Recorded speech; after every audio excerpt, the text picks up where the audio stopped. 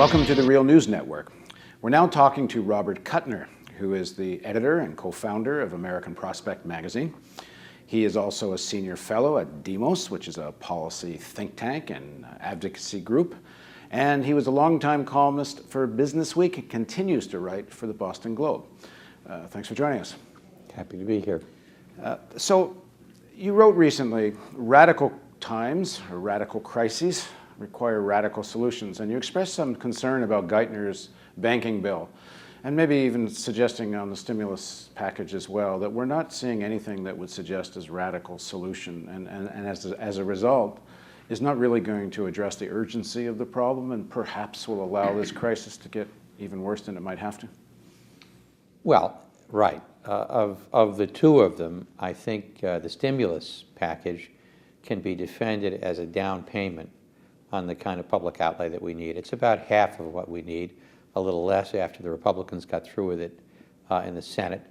I think after less than a month in office, Obama has realized the limits of bipartisanship. He finally, after making conciliatory gestures to the Republicans, realized that this wasn't getting him anywhere, and he made a trip to Elkhart, Indiana, and fashioned a narrative of how this is affecting real people, and then came back to his first press conference and essentially said, look, I'm going to extend an olive branch to the Republicans, but if the Republicans are not going to be helpful in this crisis, we're going to do what we need to do. That's a very deft, high-wire act. I think the banking bill is even more of a problem. What Kuttner has tried to do is essentially rebuild the whole system that got us into trouble. He wants hedge funds and private equity companies to get loans from the Federal Reserve so that they can speculate in these toxic securities. And he hasn't figured out any of the details. He's averse to direct public ownership of the banks, not nearly as radical an idea as it sounds. The Federal Reserve does it, the Federal Deposit Insurance Corporation does it several times a week. Every time a bank goes bust and it's insured by the FDIC doesn't just throw money at it. The FDIC comes in, fires the old management, the shareholders lose everything. The FDIC takes it over. They've been doing this since 1933. So, and there's the Swedish model. Maybe talk about that, because well, it's not like we haven't seen this before. Yeah, the Swedes, but you know, that's Sweden. Oh my God, this is America. We do this in America all the time. Actually, why don't we just talk about that a bit? In terms of, we're at a time of such crisis. Right. Isn't it about time we forget about all the Cold War boogeymen? And actually, I thought one of the best moments of the election campaign was when McCain was accusing Obama of being a socialist.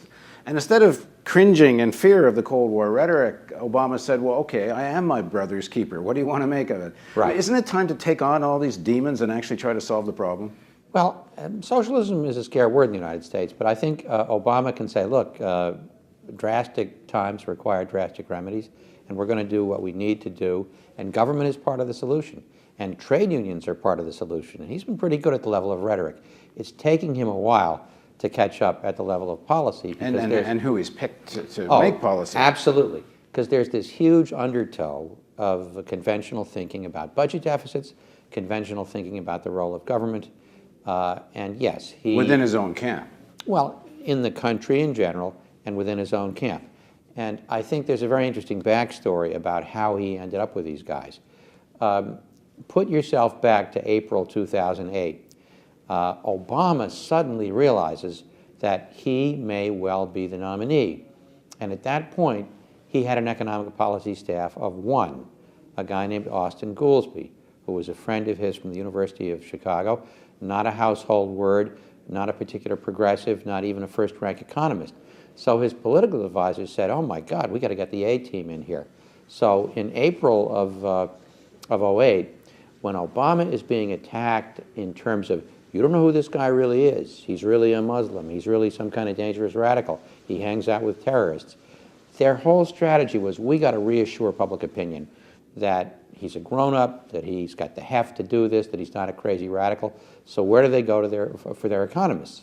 They go to the veterans of the last Democratic administration, which at that point was still remembered as a successful era.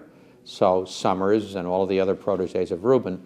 And I think he ended up with a bunch of centrists at best who were the perpetrators, along with the Republicans in Congress, of all of this deregulation that got us into this problem. There's also been some critique that some of the early Obama money came from Wall Street, and in fact there's some indication that Wall Street gave more money to Obama than to Hillary Clinton. Sure, and a lot of the fundraisers were Wall Street guys, and one of the key people on his transition team who not picked personally because Obama appointed them, but teed up the appointments of the top regulatory and economic officials was Jamie Rubin, Bob's son.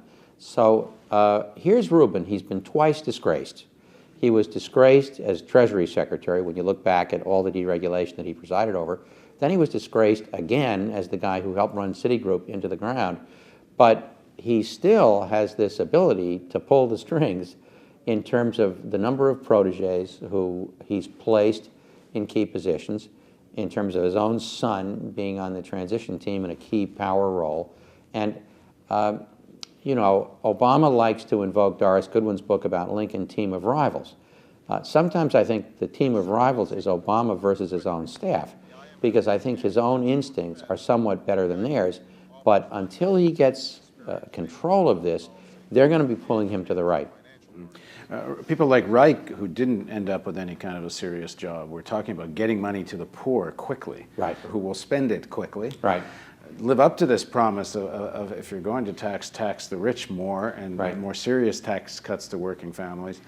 In terms of how you're articulating your take on this, you're being a little more upfront about, I would say, a critique of this.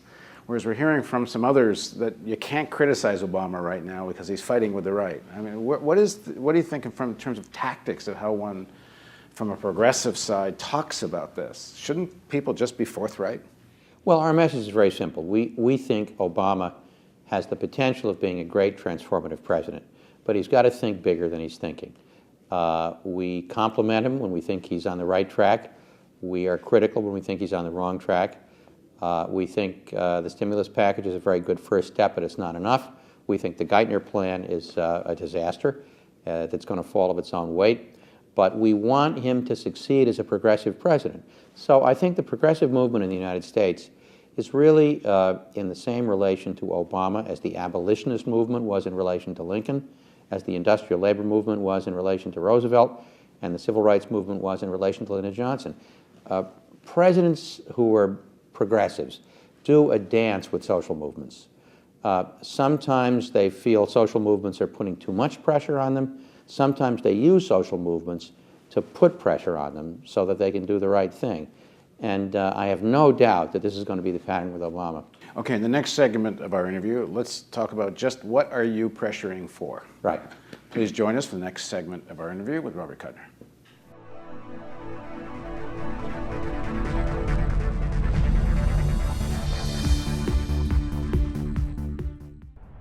Donate today and receive a new documentary film available to members of the Real News Network. The History of the National Security State with legendary author Gore Vidal. Bonus features of the DVD include an in-depth response to Vidal from ex-CIA analyst Ray McGovern, who served under 7 U.S. presidents, an exclusive interview with Colin Powell's former Chief of Staff Larry Wilkerson, and an insightful interview with oil policy analyst Antonia Juhas. The news magazine of the screen. Living glimpses of history in the making. Hollywood and Washington, there's a symbiotic relationship. They both deal with illusions. Reality doesn't often play much of a part. I think I saw through the myth of the Cold War almost from the beginning. I was a Washington political kid from a political family. Roosevelt first had radio because he had this great speaking voice and everyone liked to hear. Truman proceeded to break every arrangement that Roosevelt had set up for a peaceful coexistence. And Truman thought that it would be a good idea. Why not just stay armed all the time? And then he devised the national security state. You've got to go up and swear allegiance to the United States or else you're a commie. I mean, we had imported fascism. We get Dwight Eisenhower, who said that we have this great military industrial complex. It is a dangerous thing. And he said this is going to change everything. in the way our country's governed. It's going to change us politically. Along comes Jack Kennedy, who wanted to make his mark, believed in the Cold War. But he said, in this kind of politics, it is the appearance of things that matters. I think everybody should take a sober look at the world about us. The national security state still exists, only it isn't communism anymore, it's terrorism. This is the most serious thing that has happened in the history of the United States. Knowledge is power. We need an honest news system. We need the real news. This is the sort of thing we can build right now without anyone else's permission from the government or from the business community. It's the power's in our hands. If we're not going to sleepwalk into more wars, we think we need to start with a television news network that won't bow to pressure and has the courage to seek facts. And that means independent economics. And that's why we need you. Make a tax-deductible donation now of at least $10 a month or a one-time give of at least $75. As a thank you for your support, we will send you the new documentary film, The History of the National Security State.